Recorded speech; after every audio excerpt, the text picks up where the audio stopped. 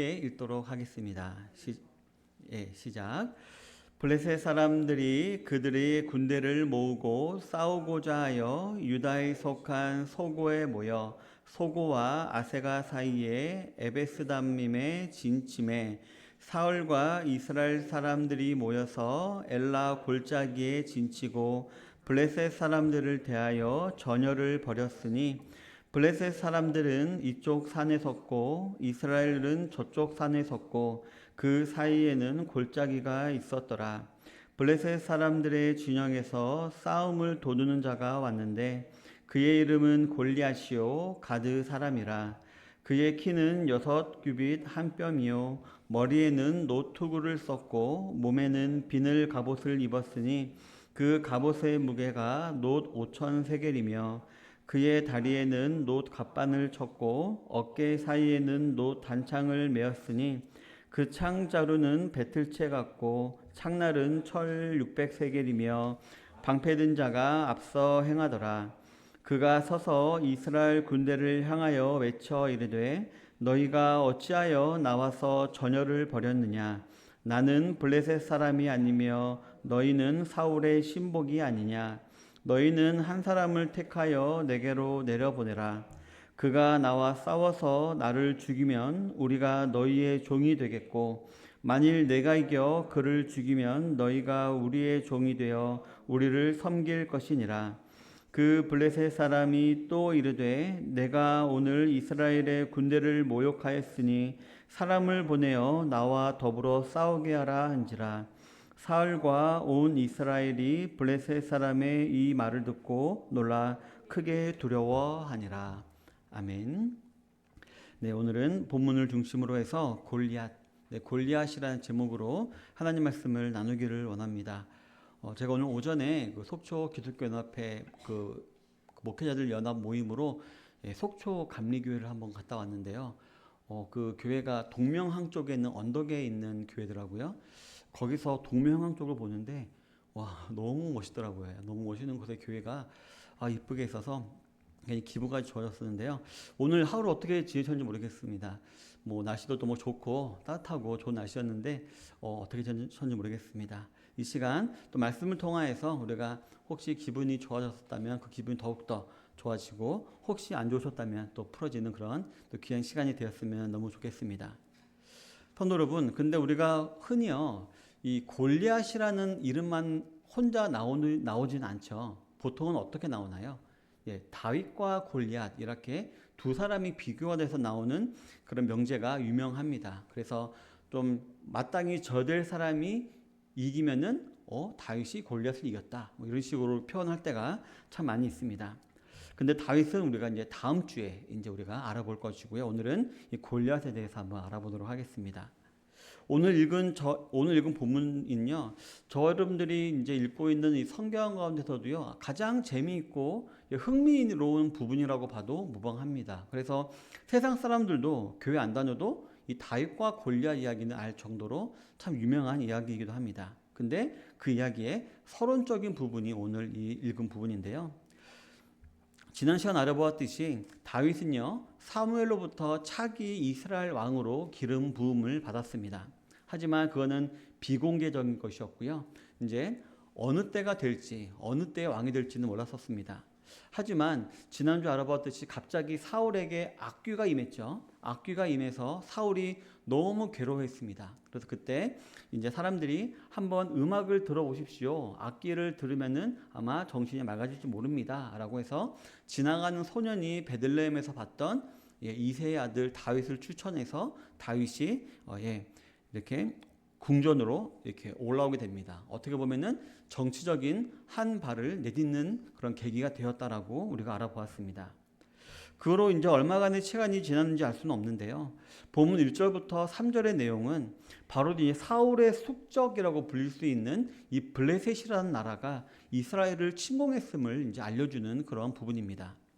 이 블레셋이 이스라엘 소유의 영토를 침범해서 소고와 아세가 사이에 있는 에베스담림이라는 곳에 진을 쳤다라고 했습니다. 그러니까 앞에 뭐 그런 가시 같은 것을 놓고 천막을 치고 거기서 이제 그 베이스캠프로 해서 싸우기 위해서 진을 친 것입니다.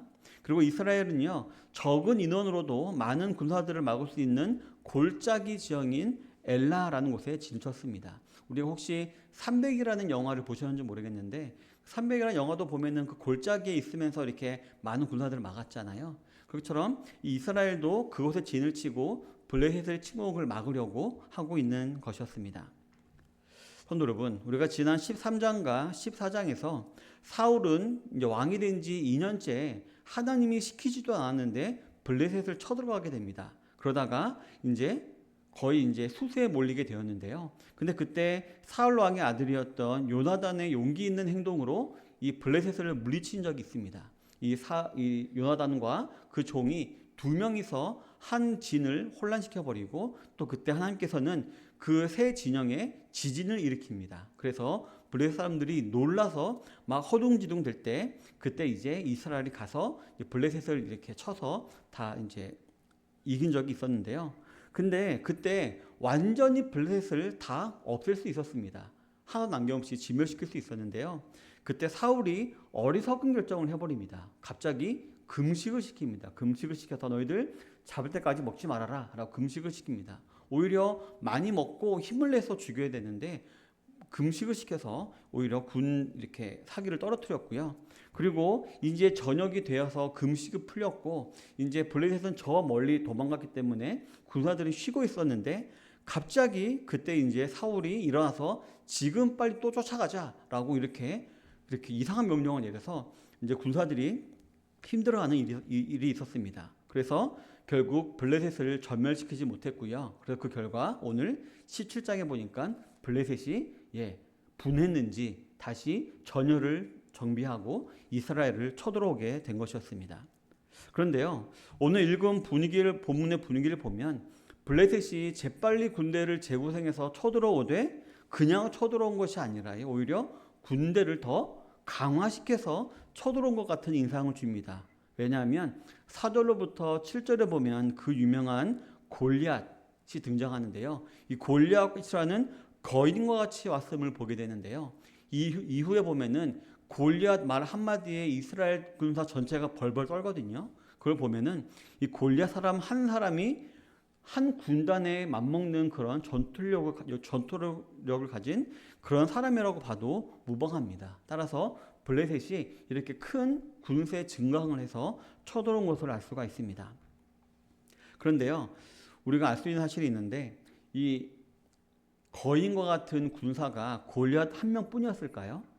아닙니다. 이 골리앗은요 4명의 형제가 더 있었다라고 합니다. 그래서 나중에 보면은 육손이 라흠이라는 사람이 있는데 그 라흠이라는 사람은 또 다윗의 형이 또 죽이는 사건도 기록되어 있습니다. 따라서 이렇게 골리앗과 같은 거인족을 데리고 와서 이스라엘과 전쟁을 하고 이겨버리기 위해서 이렇게 온 것이었습니다. 그런데 4절에 보니까요 좀 이상합니다. 이 골리앗을 설명할 때요 싸움을 도두는 자라고 이렇게 표현을 하고 있습니다. 싸움을 도두는 사람은 어떤 사람이었을까요? 혹시 학창 시절을 기억하시는 분들이 모르겠지만 그 좀 껄렁껄렁한 무리들이 있죠. 그 무리들 가운데 좀 약간 얼굴이 험상궂게 생기고 말을 좀 이렇게 잘하는 사람들 있죠. 욕을 잘하고 걔네들이 막 앞에 나서가지고 시비를 걸고 욕을 한 다음에 싸움을 거는데요. 막상 싸울 때 그 사람 어떻게 하나요? 그 사람 뒤로 쏙 빠집니다. 그리고 뒤에 다른 애들이 이렇게 막 싸우는 경우가 있는데요. 그 역할을 하는 사람처럼 이 골리앗이 설명이 되어 있는 것입니다. 하지만 영어 성경에도 보니까요. 그냥 싸움을 거는 사람이 아니라 챔피언이라고 번역이 되어 있습니다. 즉 가장 전투력이 강하고 가장 싸움을 잘하는 강력한 자가 골리앗이었다라는 것을 알 수가 있습니다. 그래서 성경에 나와 있는 그의 묘사를 보면요. 먼저 그 골리앗은 키가 6규빗 한 뼘이라고 했습니다. 이 규빗이란 단위는 이 이스라엘 사람들이 쓰는 단위였는데요. 흔히 이 팔꿈치부터 손끝까지의 이 길이라고 합니다. 그래서 길면은 50cm, 더 길면 65cm 정도라고 합니다. 따라서 6규빗 한 뼘이면은 거의 3m가 넘는 엄청난 큰 키를 가진 거인임을 알 수가 있습니다. 그리고 그 큰 덩치에 그는 참 크고 무거운 갑옷을 입고 있었다라고도 지금 설명하고 있습니다. 그가 놋투구, 그러니까 놋으로 만든 투구를 썼고요. 그리고 놋 갑반을 입었고요. 그리고 비늘 갑옷, 그러니까 이렇게 비늘 모양처럼 이렇게 철판을 이어 붙인 그런 비늘 갑옷을 입었는데요. 그 갑옷 무게가 5,000세겔, 지금으로 이제 무게로 계산하면은 무려 70kg이라고 합니다. 즉 70kg이나 되는 무게의 갑옷을 입고 있었다라고 했습니다. 근데요, 그뿐만 아니라 칼도 무기에 대한 설명도 있었는데, 먼저 어깨에는 놋으로 만든 단창을 메었다라고 했고요. 손에는 창을 들었다라고 했습니다. 그런데 그 창 자루, 즉 창을 잡는 부분이 배틀채와 같았다라고 말을 하고 있고요. 창날은 무려 철 600세겔이라고 말하고 있습니다. 즉 이 칼날 부분만 7kg에 달하는 그런 아주 큰 창이었다라고 말하고 있는 것입니다.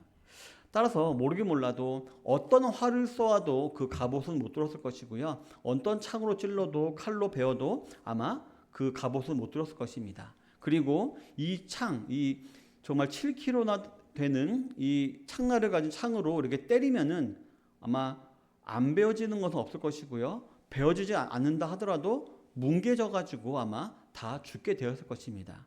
이처럼 이는 이 골리앗은 겉모습만으로도 모든 사람들을 압도할 만한 그런 모습이었습니다. 게다가 방패가 또 얼마나 컸는지 방패가 들 수 없어가지고 옆에 방패를 따로 들어주는 사람도 있을 정도였다라고 오늘 성경은 말을 하고 있습니다. 근데요, 어떤 학자들은 이 부분을 이상하게 해석하기도 합니다. 골리앗이 키만 컸지 거의 거인병처럼 희귀질환 질병자여가지고 그냥 힘은 없고 그냥 몸집만 큰 사람이었다. 그래서 그냥 겁을 주기 위한 용도였다라고 말하는 사람도 있긴 하는데요. 하지만 어쨌든 우리도 우리보다 키가 훨씬 더 큰 사람 앞에 쓰면은 괜히 우리가 좀 이렇게 쪼그라들고 하는 그런 마음이 있듯이 아마 이 골리앗의 위용을 봤을 때 마음에 겁을 먹지 않은 사람은 아마 아무도 없었을 것입니다.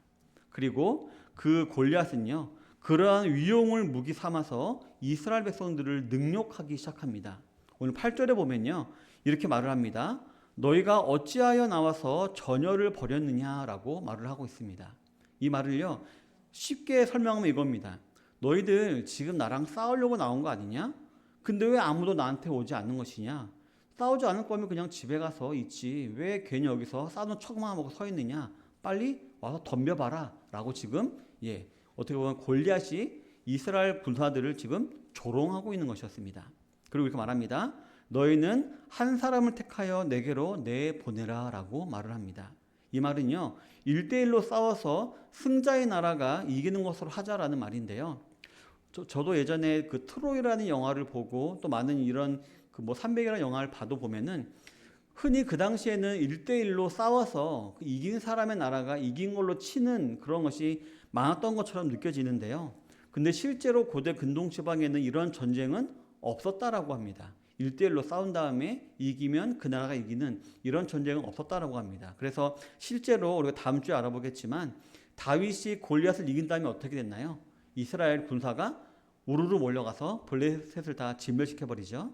이처럼 원래 1대1 전쟁이 없었는데 골리앗이 이런 말을 했다라는 것은요, 골리앗도 알고 있었다라는 것입니다. 지금 저 군사들이 모두가 다 나에게 겁을 먹어서 아무도 나에게 덤빌 사람이 없다.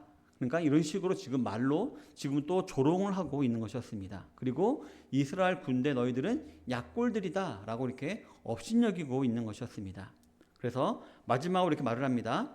나를 죽이면 우리가 너희의 종이 되겠고 만일 내가 이겨 그를 죽이면 너희가 우리의 종이 되어 우리를 섬길 것이다 라고 말을 하고 있습니다. 길게 말하고 있지만요, 이렇게 말하고 있는 것입니다. 너희들의 결말은 정해져 있다. 즉 너희는 우리한테 져서 너희가 우리의 종이 될 것이다 라고 이런 식으로 자존심을 긁었고요. 사울왕과 이스라엘 군대를 지금 충동하고 있는 것이었습니다. 따라서 누구라도 이 도발에 걸려서 먼저 이렇게 달려 나오면은 차례차례 죽이면서 이렇게 이스라엘의 심장부까지 가기 위해서 이렇게 말을 하고 있는 것이었습니다. 근데 참 이 골리앗은요, 말이 참 많습니다. 여기서 멈추지 않고요, 더 치욕적인 말을 하는데요, 이렇게 말을 합니다. 내가 오늘 이스라엘의 군대를 모욕하였으니 라고 말을 합니다. 이 말은 또 무슨 말일까요? 이런 말입니다. 혹시 내가 말을 너무 어렵게 했니? 지금 내가 너희들을 모욕하고 있는 거야 라고 이렇게 친히 이렇게 골리앗이 말을 하면서 빈정대고 있는 것이다 라고 볼 수가 있는 것입니다. 하지만 이러한 골리앗의 도발에도 그 어느 한 명도 나서지 않았습니다. 아니 못했습니다. 오히려 11절에 보니까요, 사울과 온 이스라엘이 블레셋 사람의 이 말을 듣고 놀라 크게 두려워하니라 라고 기록을 하고 있습니다. 이 말에 대항하기 위해서 말싸움이라도 붙기 위해서 나온 사람이 없었고요. 오히려 말을 할 때마다 놀라고 말을 할 때마다 크게 두려워했다라고 성경은 기록하고 있는 것입니다. 참으로 비참한 모습이다라고 하지 않을 수가 없는 것입니다. 사랑하는 성도 여러분, 그런데요, 오늘 본문을 보면요, 조금 이상합니다. 오늘 본문 살펴보면 이상하리만큼 골리앗의 용모에 대해서 성경의 저자가 자세하게 설명하고 있는 것을 볼 수가 있습니다. 뭐 갑옷은 뭐고 창은 뭐고 키는 얼마였고 또 말은 어떤 말을 했고 이런 것을 너무 필요 이상으로 자세하게 설명하고 있는 것을 볼 수가 있습니다. 이후에 보면요, 골리앗은 어떻게 죽나요?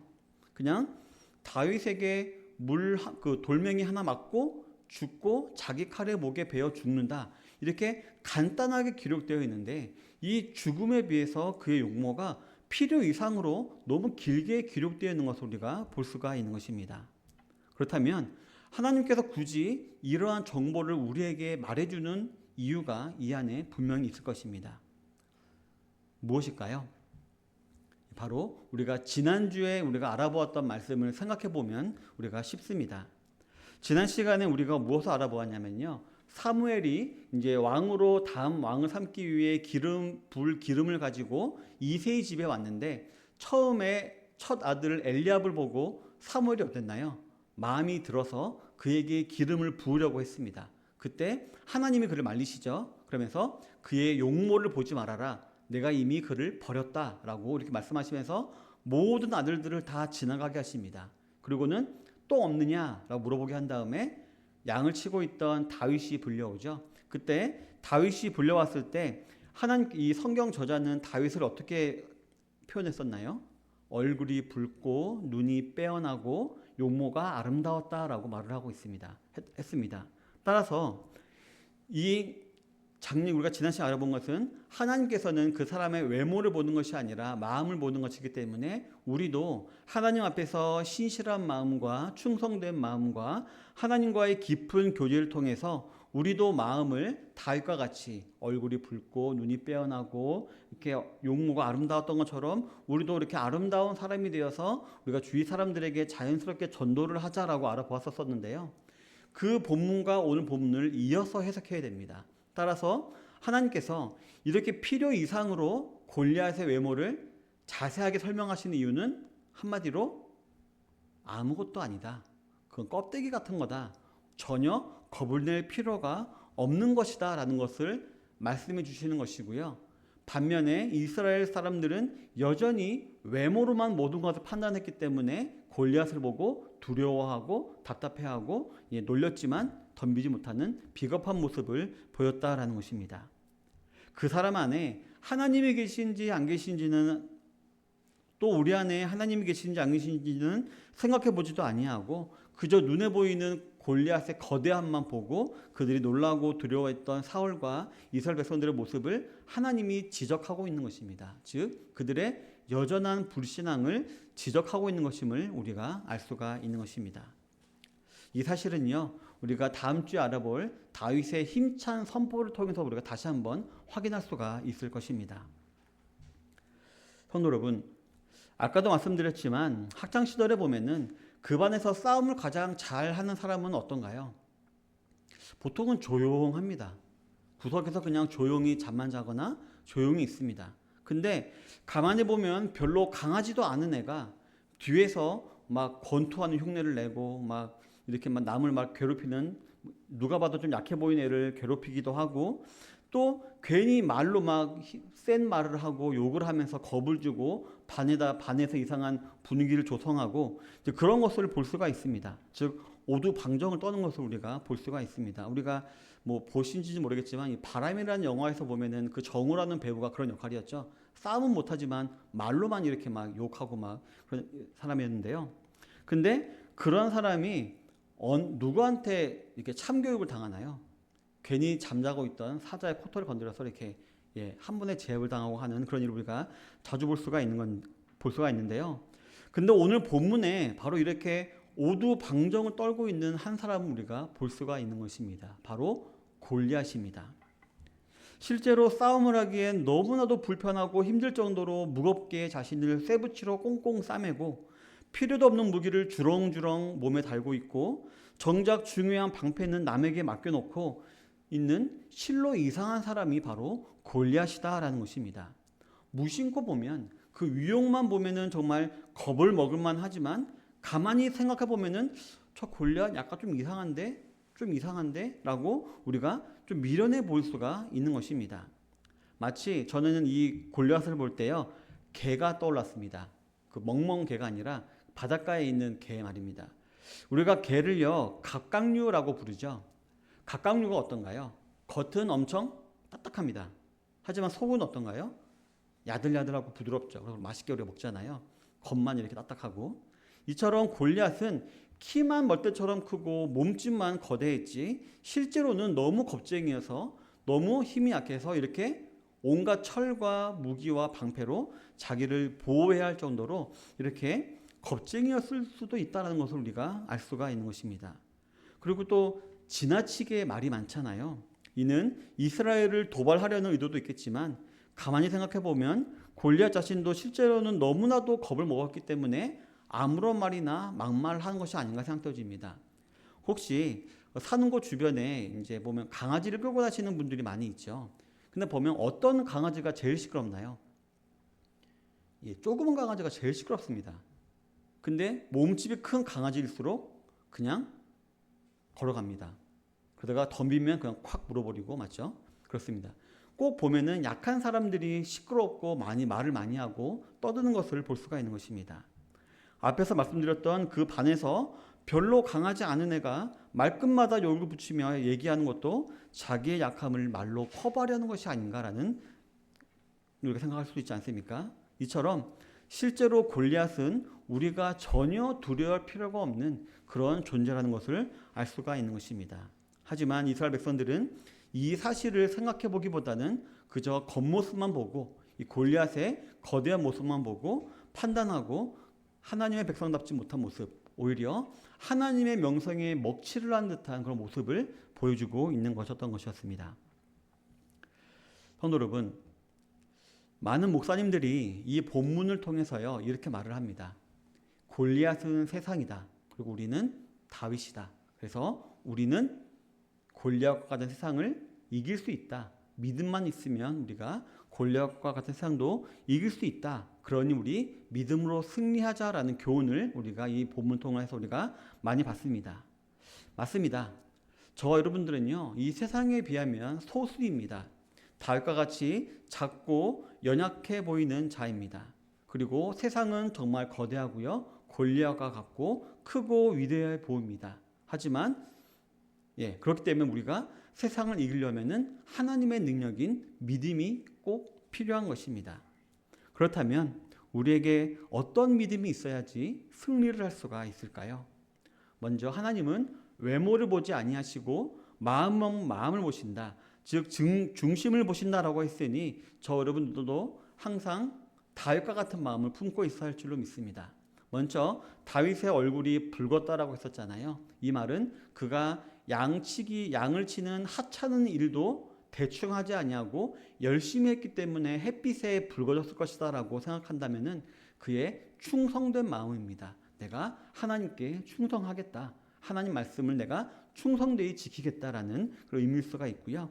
그리고 눈이 빼어났다라고 했습니다. 눈은 마음의 창이라고 했잖아요. 이 말은 뭐냐면은 우리의 마음이 두 마음으로 갈리면 안 된다라는 것입니다. 교회에서는 성도로, 세상에서는 세상 사람으로 이런 식으로 두 얼굴의 사나이처럼 사는 것이 아니라 어딜 가든 그리스도인으로 한 마음으로 살아가는 그런 깨끗한 마음을 소유한 사람이 되어야 한다는 것을 알 수가 있고요. 그리고 그의 용모가 아름다웠다. 이 말은 하나님과 지속적인 교제를 통해서 하나님의 성품을 알아가고 하나님에 대한 지식을 알아가고 하나님의 마음을 알아갔을 때 자연스럽게 다윗이 변해갔기 때문에 아름다워 보였지 않습니까? 따라서 우리들도 살아가면서 항상 하나님과 이렇게 친밀한 교제를 나누어야 한다는 것입니다. 이 친밀한 교제는 우리가 이렇게 예배를 드리는 걸 수도 있고요. 그리고 기도일 수도 있습니다. 아까 제가 우리 저기 계신 우리 정영수 선도님에게도 이렇게 교육하면서 말씀드렸는데 우리가 하나님과 평소에 교제하는 것이 너무 중요합니다. 어떻게 교제할 수 있을까요? 제가 이걸 어디서 힌트를 얻었냐면은 혹시 그 DJ DOC라는 가수 아시나요? 거기 보면 이하늘이라는 사람이 있습니다. 그 이하늘이라는 사람이 래퍼인데요. 이 사람이 랩을 배우기 위해서 이런 연습을 했대요. 길을 지나가면서 내 앞에는 사람이 있고 위에는 뭐 하늘이 있고 이런 식으로 모든 것 눈에 보이는 것을 이렇게 랩으로 설명하면서 랩을 연습했다고 합니다. 그래서 저는 그걸 들으면서 아 그렇구나. 우리도 눈에 보이는 모든 것을 하나님과 대화하듯이 하면은 그게 기도겠구나라는 생각하게 되었습니다. 그래서 하늘을 보면서 하나님 오늘 날씨가 참 맑네요. 어저께 비가 와서 그런가 봐요. 하나님 날씨가 맑은 거 보니까 저도 너무 마음이 좋습니다. 하나님 감사합니다. 오늘 이렇게 기쁜 마음 주셔서 감사합니다. 하나님 저 사람이 오늘 저에게 이상한 말을 했는데요. 참 기분이 안 좋은데 이걸 어떻게 해야 될까요?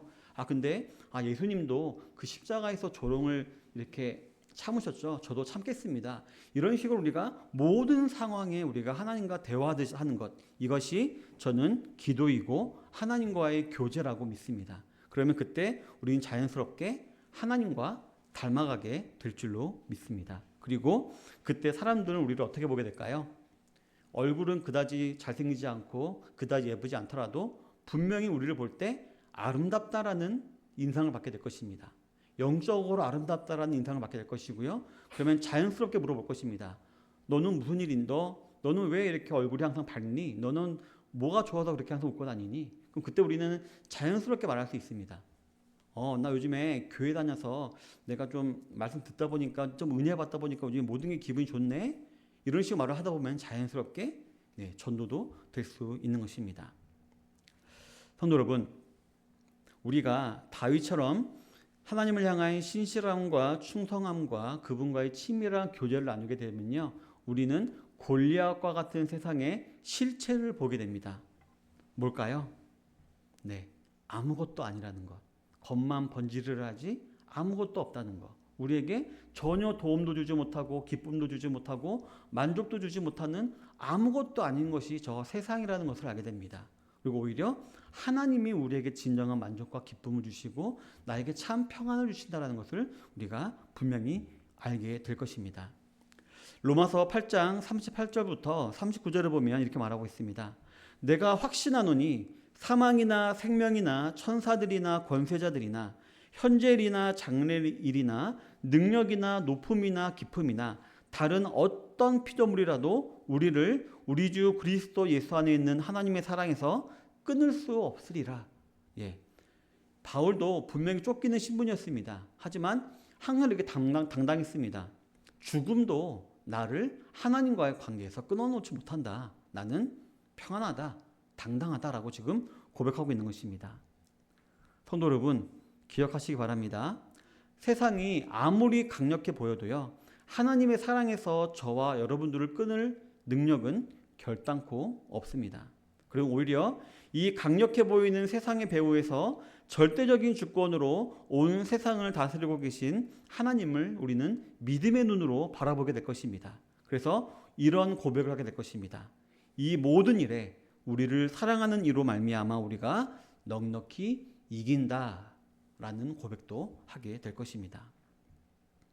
성도 여러분, 오늘도 세상은요, 그 강력해 보이는 위용으로 또 여러 가지 회유와 겁박과 솔깃한 제안과 유혹으로 저 여러분들을 유혹할 것입니다. 또 두렵게 만들 것이고요, 떨게도 만들 것입니다. 너 더 열심히 해야 돼. 너 지금 이렇게 이럴 시간이 아니야. 너 더 해야지. 너 더 이렇게 해야지. 게으르면 안 되지. 이런 식으로 우리를 겁을 주고 괜히 너 교회 가서 돈 쓸 필요 없고 시간 쓸 필요 없어. 너 세상에 더 일을 해야 돼. 라고 우리를 이렇게 회유하고 겁박할지 모릅니다.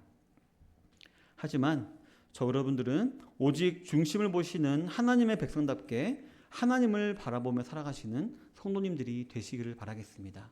그래서 마음 가운데 진정으로 부어지는 평안과 참 기쁨이 넘치는 성도님들이 다 되시기를 바라겠습니다.